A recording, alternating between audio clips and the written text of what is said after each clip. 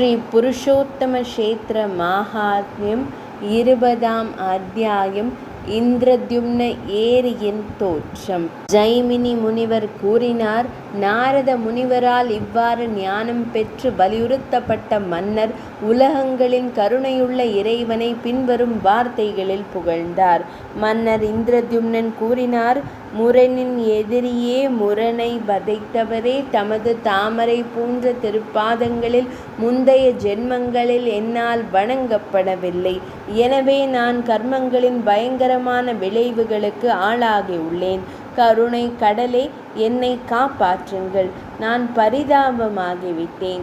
தமது தாமரை போன்ற பாதங்கள் எவ்வளவு பெரியவை! அசுத்தங்கள் இல்லாமல் பிரம்மதேவர், ருத்ரன், தேவேந்திரன் ஆகியோரின் கிரீடங்களுக்கு கீழ் மூழ்கியுள்ளன. நான் எவ்வளவு சிறியவன்!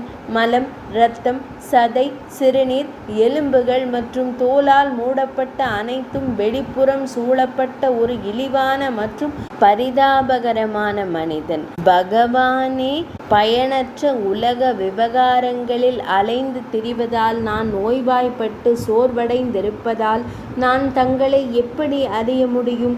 உண்மையில் தேவர்களின் தலைவரே, துன்பத்திலிருந்து பிறந்த அறிவின் ஒளியால் ஒளிரும் பிறவி அவர்கள் மட்டுமே தம்மை அறிவார்கள். பகவானே, பல பிறவிகளில் செய்த பாவங்களின் விளைவாக நான் பல துன்பங்களை அனுபவித்திருக்கிறேன். பல வகையான உணர்ச்சிகளையும் அனுபவித்திருக்கிறேன்.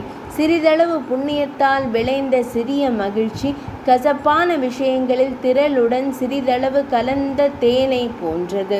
மகிழ்ச்சிக்காக நான் புனித சடங்குகளை செய்தேன்.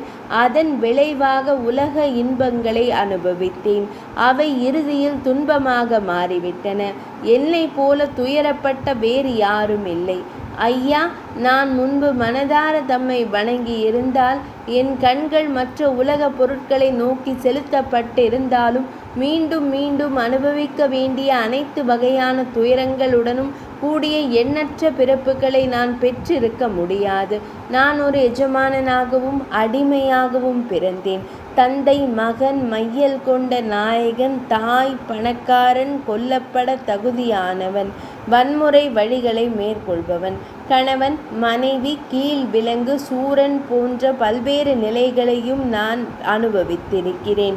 பல்வேறு உலகங்களில் முற்றங்களில் நான் உருண்டு வருவதால் பல சந்தர்ப்பங்களில் பல்வேறு இயற்கையின் ஏற்ற தாழ்வுகளை அனுபவித்திருக்கிறேன். முரணை கொன்றவரே, இது விரும்பத்தக்க விஷயம் அல்ல. ஏனென்றால் அது உங்கள் தாமரை போன்ற பாதங்களிலிருந்து விலகி இருப்பதை உள்ளடக்கியது.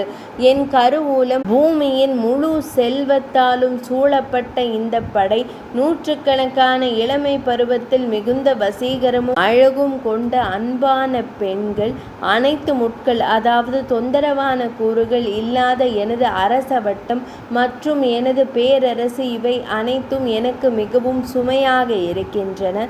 ஏனென்றால் நான் ஒரு மிருகத்தை போல உங்கள் அறிவை இழந்திருக்கிறேன். இரக்க கடலே, இந்த சுமையை என்றென்றும் நீக்குங்கள். ஏனெனில் இது எப்போதும் துன்பத்தால் சூழப்பட்டுள்ளது. துரதிருஷ்டவசமானவரிடம் கருணை கொண்ட பகவானே, ஒரு யானை உங்களை நினைவில் வைத்திருந்ததால் விடுவிக்கப்பட்டது. இரக்க மனப்பான்மையுடன் என்னை காப்பாற்றுவது உமக்கு தகுதியானது பகவானே. ஏனென்றால் நான் இங்கே ஒரு நீர் சக்கரம் போல சுழன்று சுழன்று செல்கிறேன். ஒரு மரக்கட்டை விரைவான நீரோட்டத்தில் சிக்கியதை போன்ற இந்த சூழ்நிலையில் உங்களை தவிர வேறு எந்த உறவினரும் எனக்கு இல்லை.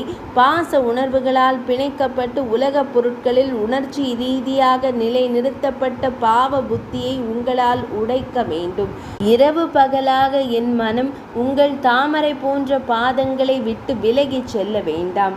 இதுவே எனது அழுத்தமான வேண்டுகோள். அதிர்ஷ்டவசமாக ஆயிரக்கணக்கான பிறப்புகளில் சிலர் இருப்பு, அறிவு மற்றும் பேரின்பம் நிறைந்த கடலான தங்களை அடைந்துள்ளனர்.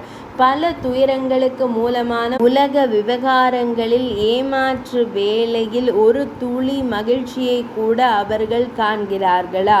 நூற்றுக்கணக்கான முடிச்சுகள் அதிக துன்பத்தை ஏற்படுத்தினாலும் மிக குறைந்த இன்பத்தையே ஏற்படுத்துவதாலும் உடைக்க முடியாத கர்மங்களின் பிணைப்பு எங்கே? எல்லையற்ற தொடக்கமோ முடிவோ இல்லாத இன்பத்தை அளிக்கும் ஒரே விஷயம் உங்கள் தாமரை போன்ற பாதம் எங்கே? உங்கள் மாயை ஒரு கடல் போன்றது. மமதை, உடைமை உணர்வு, என் தன்மை, அதில் ஒரு சுழல். தீய செயல்கள் ஆபத்தான குழிகளின் நடுவில் உள்ள முதலைகளைப் போன்றவை. நான் அந்த கடலில் விழுந்து விட்டேன். எனக்கு எந்த ஆதரவும் இல்லை. உங்கள் கருணை அழகான பக்கவாட்டு பார்வையால் என்னை கரைக்கு அழைத்துச் செல்லுங்கள். என் நலனுக்கு உகந்ததை நான் கைவிட்டேன். என்னை நாடி தங்கள் சொந்த இலக்குகளை அடைய வந்த மற்றவர்கள் விரும்புவதை நிறைவேற்ற நான் எப்போதும் அலைந்து கொண்டிருக்கிறேன். அதனால் நான் குழப்பமடைந்து முட்டாள்தனமாகிவிட்டேன். இயல்பிலேயே இரக்கமுள்ள தலைவரே, பகவானே, என்னை காப்பாற்றுங்கள், என்னை காப்பாற்றுங்கள். 4 வகையான உயிரினங்களின் முழு குழுவும் தங்களால் உருவாக்கப்பட்ட மாயையின் இரவில் உறங்கிக் கொண்டிருக்கிறது. இறுதியில் உன் அறிவின் சூரியன் உதிக்கும் போது அது ஞானம் அடைகிறது. நான் தம்மிடம் அடைக்கலம் தேடுகிறேன். தொடர்ச்சியான திருப்பங்களால் தாமே அனைத்து உலகங்களையும் படைத்தவர். தமது வடிவம் ஆயிரக்கணக்கான தலைக்கவசங்களால் சூழப்பட்டுள்ளது. பாலின்களின் சக்தி வாய்ந்தவரே, நான் தம்மிடம் அடைக்கலம் தேடுகிறேன். பகவானே, இறைவனே, தாம் உமது தாமரை போன்ற இதயத்தில் திருமார்பில் அமர்ந்திருக்கும் உமது சொந்த சக்தியின் மூலம் உலகங்களை படைத்து அளிக்கிறீர். தேவர்களின் தோற்றத்திற்கு மூலமான பத்ரா, அதாவது தேவி சுபத்ரா வடிவத்தில் உலகங்களை தாங்கும் அந்த திருப்பாதங்களை நான் வணங்குகிறேன். இந்த அண்ட முட்டைகளின் குழு உமது சக்கரத்தின் கதிர்களில் கொத்துக்களில் இருந்து உருவாகிறது. இறைவனே, அது உமது கையுடன் தொடர்பில் உள்ளது. அது பார்ப்பதற்கு மகிழ்ச்சி அளிக்கிறது. அந்த சக்கரத்தின் பெயர் சுதர்சனம்.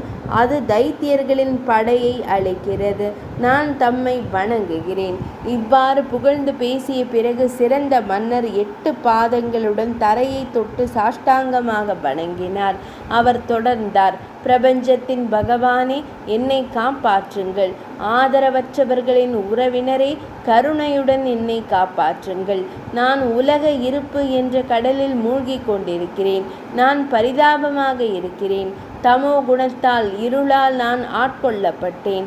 நாரத முனிவர் கூறினார், வெற்றி பெறு, வெற்றி பெறு. நாராயணரே, உலக இருப்பு என்ற எல்லையற்ற பெருங்கடலை கடந்து பக்தர்களை அழைத்து செல்வதில் ஈடுபட்ட பகவானே, சனகர், சனந்தனர், சனாதனர் மற்றும் பிற சிறந்த யோகிகளால் தெய்வீகத்தை தியானிக்கப்படும் பகவானே, மானியின் செயல்களில் அனைத்து கூறுகளும், அதாவது உயிரினங்களும் மேலெழும்பிய அல்லது மாற்றப்பட்ட தலைவரை, 3 கொள்கைகளின் பகவானே, 3 தண்டுகளை, சக்திகளை வைத்திருக்கும் பகவானே, வேத மந்திரங்களால் போற்றப்படும் தெய்வீக அறிவு, திரிநாசிகேதர், திரிமது மற்றும் திரிசுபர்ணன், வேதங்களுடன் ஒத்தவர்கள், நீங்கள் அமர்ந்திருக்கும் கருடனை விரும்புபவர்கள், உங்கள் பக்தர்களை விரும்புபவர்கள், உங்கள் பக்தர்களின் ஒரே விருப்பமானவர்கள், உங்கள் சொந்த மாயாக்களின் கூட்டத்தால் மறைக்கப்பட்ட மற்றும் பிரிக்கப்பட்ட வடிவம் கொண்டவர்கள்,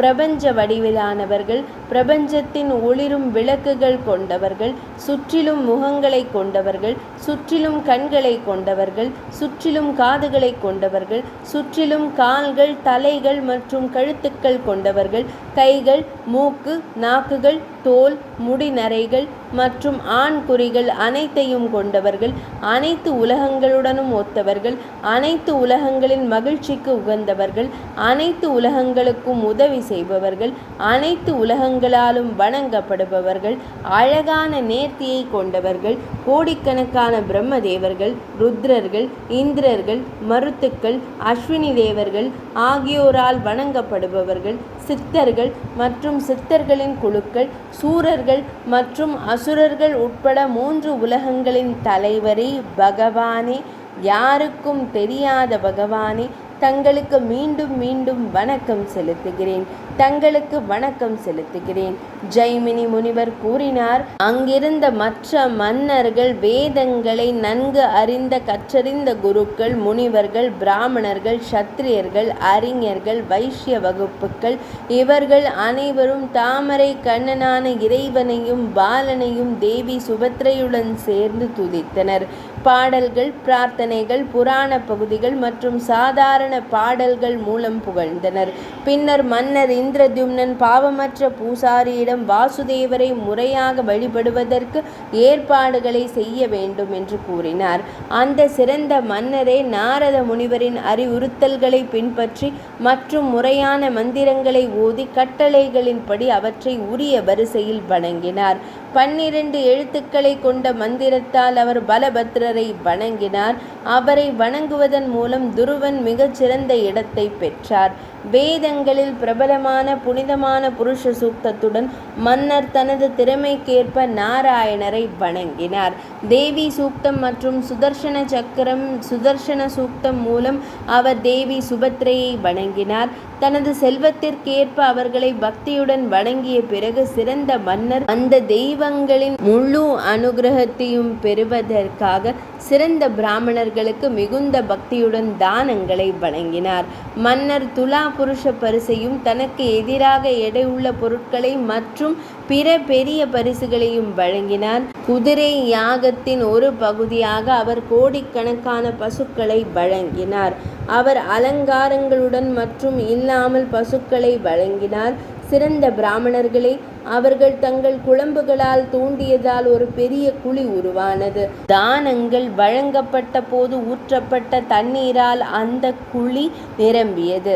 அது மிகுந்த புண்ணிய தீர்த்தமாக மாறியது.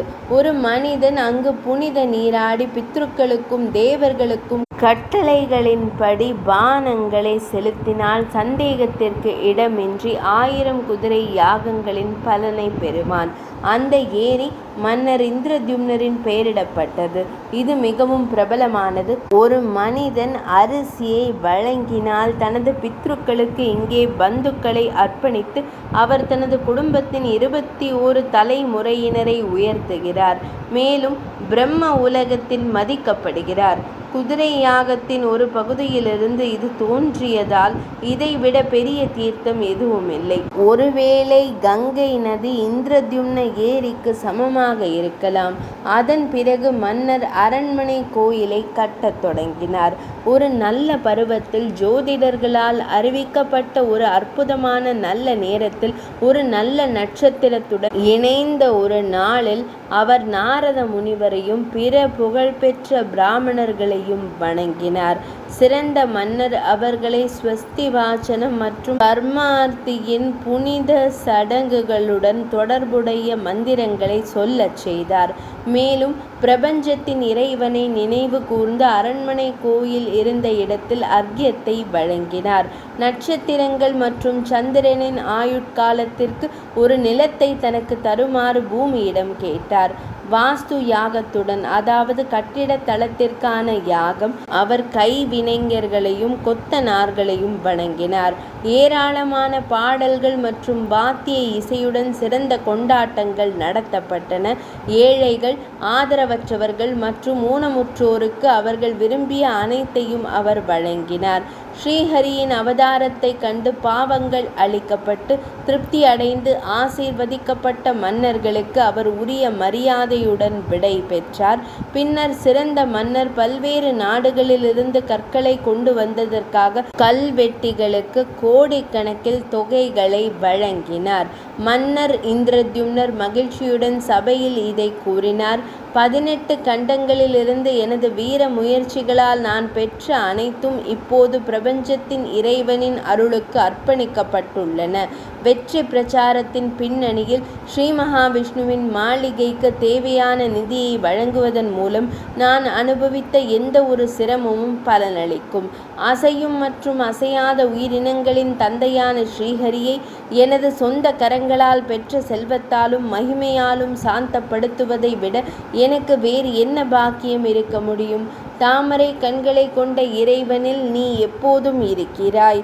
ஆனால் அவருடைய ஆசீர்வாதங்களால் உருவான பல ஸ்ரீகள் என்னிடம் உள்ளன. அதை கொண்டு இறைவன் என்ன செய்ய முடியும்? சக்கரமேந்திய தேவர்களின் இறைவனின் கருணை பார்வையை பெற்றவரின் மகிமை பன்முகத்தன்மை கொண்டது. பிரபஞ்சத்தின் இறைவனின் நாவின் நுனியில் 18 தெய்வங்கள் நடனமாடுகின்றன. விதி பிரம்ம படைப்பாளர் நிலையை அடைந்தவரும் ருத்ரர் மகேஸ்வர பெரிய இறைவன் நிலையை அடைந்தவருக்கும் சக்கரர் சொர்க்கத்தின் இறைவனுக்கும் சாந்தப்படுத்துவதன் மூலம் அனைத்து உலகங்களாலும் வணங்கப்பட தகுதியான அந்த நித்திய தெய்வத்தை நான் வணங்குவேன். 3 குவியல்களாக குவிந்திருந்த பாவம் துணை மற்றும் துணை சடங்குகளுடன் ஸ்ரீகிருஷ்ணரை முறையாக வழிபட்ட அந்த உன்னத ஆன்மாவால் அளிக்கப்பட்டது. இந்த புனித தலம் பிரபஞ்ச கர்த்தாவாக இறைவன் வசிக்கும் உடலாகும். அவரது தோற்றம், மறைவு மற்றும் தொடர்ச்சியான இருப்பு அனைத்தும் நித்தியமானவை. இங்கு நேரடியாக காட்சியளிக்கும் உலகங்களின் தந்தையை வழிபடுபவர் எல்லாவற்றையும் நேரடியாக அடைவார். வாழ்க்கையின் 4 மடங்கு இலக்கை பெறுபவராக அவர் இருப்பார். ராஜ்யத்தின் செழிப்பு நான் நிறைய செலவு செய்து மிகுந்த சிரமத்திற்கு பிறகு பெற்றுள்ளேன். அது இந்த இறைவனின் ஆசீர்வாதங்களால் மட்டுமே. அது அவரது தாமரை போன்ற பாதங்களில் பலனளிக்கட்டும். கடல் சூழ்ந்த பூமியிலிருந்து எடுக்கப்பட்ட செல்வத்தின் மூலம் அனைத்து காணிக்கைகளுடனும் நான் இறைவனை வணங்குவேன். கர்மங்களின் விளைவுகள் முடிவுக்கு வரும் வரை எனது ஏகாதிபத்திய பிரச்சாரம் பலனளிக்கட்டும். என் உடலுடன் சேர்த்து ஸ்ரீ மகாவிஷ்ணுவிற்கு அர்ப்பணித்து பாவங்களிலிருந்து விடுபடாவிட்டால் என் செல்வத்தால் என்ன பயன்? வாசுதேவருக்கு தேவையான துணை பொருட்கள் என்னால் பெறப்படாவிட்டால் என் முயற்சியால் என்ன பயன்? இவ்வாறு மன்னர் இந்திரத்யும்னர் கூறினார். 20ஆம் அத்தியாயம் நிறைவடைந்தது.